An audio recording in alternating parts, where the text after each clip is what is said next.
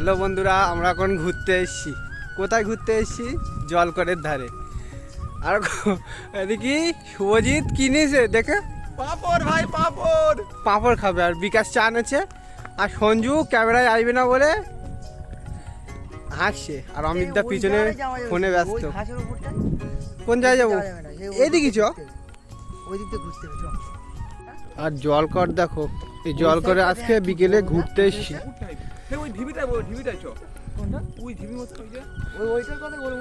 ঢিবি টিভিতে যাওয়া ঠিক হবে এখন? দেখো চারিদিকে শুধু জলকর।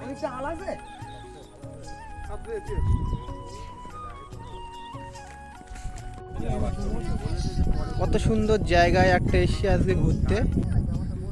এখানে আসলে এত ভালো লাগবে। তো আমরা এখন জলকরের ধারে চা খেতে এসেছি। জলকরের ধারে চা খেতে আসি, আমরা চা খেতে।